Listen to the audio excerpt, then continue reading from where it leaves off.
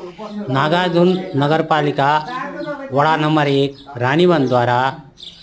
ज्येष्ठ नागरिकहरूलाई घर दैलो स्वास्थ्य सेवा प्रदान गरेका केही दृश्यहरू जसको नेतृत्व वडाध्यक्ष रामेश्वर लामाज्यूले गर्नुभएको छ।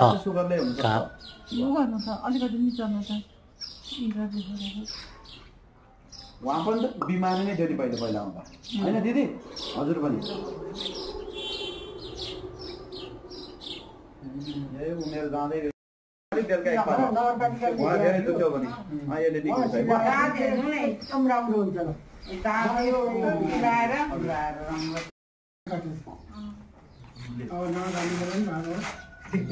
गर्दैन नानीको बिहा गर्नु छ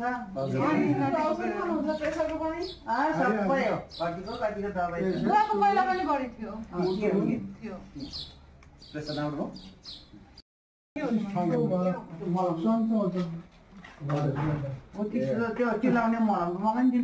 घर दैलोमा औषधि वितरण कार्यक्रम